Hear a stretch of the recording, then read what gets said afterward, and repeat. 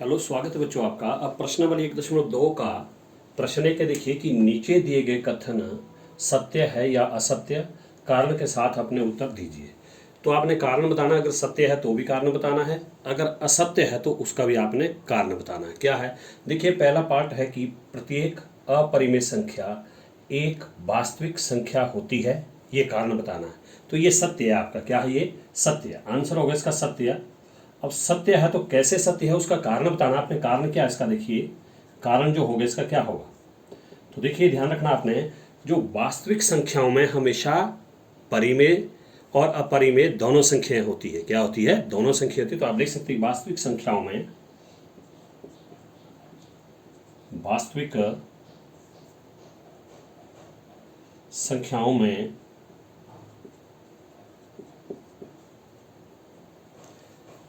अपरिमेय संख्याएं भी होती है। संख्याओं में अपरिमेय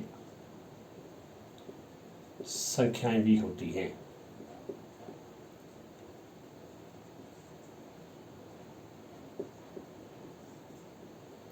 तो ये इसका कारण है कि वास्तविक संख्याओं में अपरिमेय संख्याएं भी होती हैं। हमारे पूछा है कि अपरिमेय, अगर यहाँ पर परिमेय भी पूछेंगे तो भी वास्तविक संख्या जो है परिमेय और अपरिमेय संख्याओं का एक संग्रह होता है। तो आप दोनों को लिख सकते हैं। अगर मान लो यहाँ पर आपसे परिमेय संख्या पूछी तो आप लिख सकते हैं कि वास्तविक संख्याओं में परिमेय संख्याएं भी होती है और अपरिमेय संख्या भी होती है। यहाँ सिर्फ हमने अपरिमेय लिखा क्योंकि हमसे कहा था अपरिमेय संख्याएं होती हैं, तो ये इसका कारण है।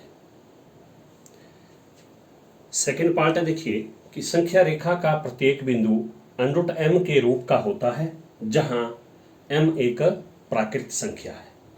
क्या ये सही है, यानी कि सत्य है या असत्य है। तो ये जो आपका असत्य है, क्या है ये असत्य है। ये मैं इसका कारण अभी बताऊंगा। देखो क्या है ये असत्य है, फॉल्स है ये असत्य है। इसका आंसर जो पहले असत्य होगा। क्यों असत्य है, कारण इसका बताना आपने। कारण क्या होगा इसका कारण ये है कि संख्या रेखा पर ऋणात्मक संख्याएं भी होती है और धनात्मक संख्याएं भी होती है। तो आप लिख सकते हैं कि संख्या रेखा पर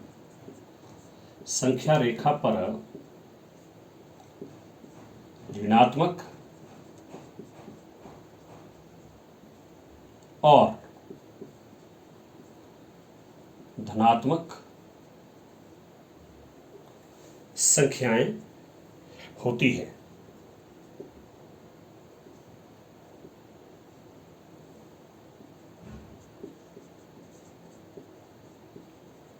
संख्या रेखा पर ऋणात्मक और धनात्मक संख्याएं होती है।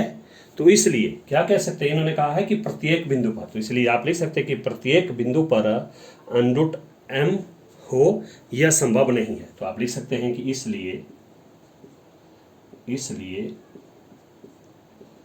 प्रत्येक बिंदु पर जो हमारे पास संख्या रेखा होती है, बिंदु पर √m हो यह संभव नहीं है। संभव नहीं है, नहीं है। क्यों नहीं संभव है, देखिए इन्होंने कहा m एक प्राकृत संख्या। आपको मैंने शुरू में बताया कि प्राकृत संख्या हमारी कहाँ से शुरू होती है, 1 से। 1 2 3 4 5 6। लेकिन संख्या रेखा पर हम ऋणात्मक संख्याएं भी दर्शा सकते हैं और धनात्मक संख्याएं भी दर्शा देते हैं। देखो आपको बता दूं तो मैं यहाँ पर आपको देखो, ये मान लो ये संख्या रेखा है आपकी। तो मान लो ये हमारा पास 0 पॉइंट है। तो आपको पता दाईं साइड आपके पास प्लस वाली संख्या होती है, यानी कि धनात्मक 1 2 3 4 सो ऑन करके आगे। फिर बाईं साइड को देखिए -1 -2 -3 इस तरह से होती है। तो देखिए यहाँ पर m कहा है प्राकृत, तो प्राकृत संख्या होती है हमारे पास 1 के बाद। लेकिन संख्या रेखा पर हम ऋणात्मक संख्या भी दर्शा सकते हैं। तो इसलिए ये असत्य है, क्योंकि हम इस m जो है ये होना संभव है। √m होना जो है प्रत्येक बिंदु पर संभव नहीं है। तीसरा पार्ट है, देखिए कि प्रत्येक वास्तविक संख्या एक अपरिमेय संख्या होती है। अब इन्होंने कहा है कि प्रत्येक वास्तविक संख्या रियल, देखो वास्तविक संख्या परिमेय भी होती है अपरिमेय भी होती है। तो इसलिए ये भी जो है असत्य। सिर्फ इन्होंने बात की कि वास्तविक संख्या का अपरिमेय होती है। ये परिमेय भी होती है और दोनों होती है इसमें, इसलिए ये भी असत्य है क्योंकि इन्होंने कहा सिर्फ अपरिमेय। तो आप इसको भी लिखेंगे असत्य। और इसका कारण क्या होगा?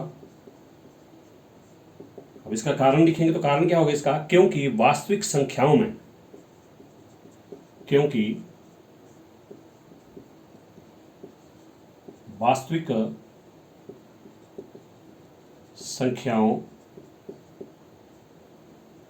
में उसमाती परिमेय संख्याएं भी और अपरिमेय भी दोनों आएंगी। वास्तविक संख्याओं में परिमेय संख्याएं भी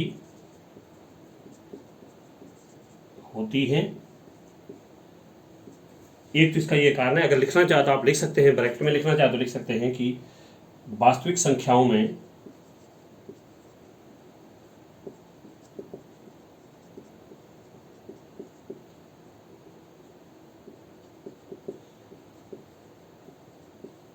परिमेय और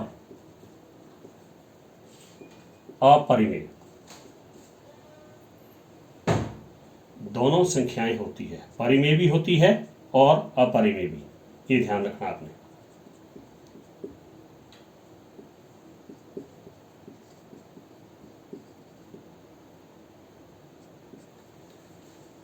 ओके, तो इसका थर्ड पार्ट था।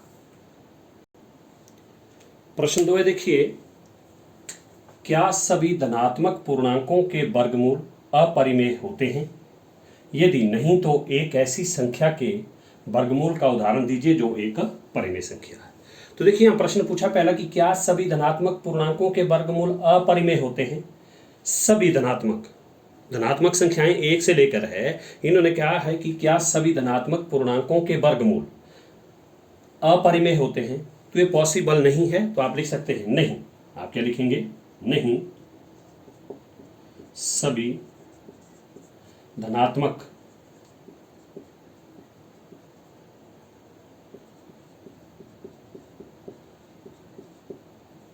पूर्णांकों के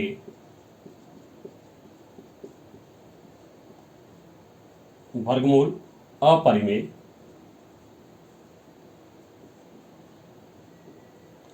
नहीं होते हैं। ये ध्यान रखना है, अपरिमेय नहीं होते हैं। ये हो गया पहला उत्तर इसका। क्या सभी धनात्मक पूर्णांकों के वर्गमूल अपरिमेय होते हैं? तो हमने कहा कि नहीं, सभी धनात्मक पूर्णांकों के वर्गमूल अपरिमेय नहीं होते हैं। आगे इन्होंने कहा कि यदि नहीं तो एक ऐसी संख्या के वर्गमूल का उदाहरण दीजिए जो एक परिमेय संख्या, परिमेय होनी चाहिए वो। तो जैसे उदाहरण दे रहा हूं, देखिए पहली संख्या ली मैंने, देखो 1 और इसका वर्गमूल। तो 1 का वर्गमूल आपको पता है 1 एकम 1 होता है, इसका पेयर बन गया तो ये आ गया 1। ये देखिए ये सिंपल आपकी अपरिमेय नहीं है, ये सिंपल परिमेय संख्या। उसी तरह उसके बाद ले रहा हूं मैं 4, आपने लेनी जिनका वर्गमूल होता है और वो परिमेय होनी चाहिए, अपरिमेय नहीं होनी चाहिए। तो उसके बाद आता है देखो 4, क्योंकि 2 दूने 4 होता है। तो देखिए मैं 4 ले लिया तो 2 दूने 4, और इसका भाई देखिए पेयर बन गया तो आ गया 2। इसी तरह आप आगे 9 ले सकते हैं, 3 3 9, 9 का वर्गमूल ये हो गया 3 3 9 और बराबर है, ये बन गया जोड़ा तो ये आ गया 3। तो देखिए परिमेय संख्या, क्यों? 1 के हर में भी 1 है और 2 के हर में भी 1 है और 3 के हर में भी 1 है। तो ये आपकी परिमेय संख्या, क्योंकि परिमेय संख्या को आप अंश बटा हर के रूप में लिख सकते हैं।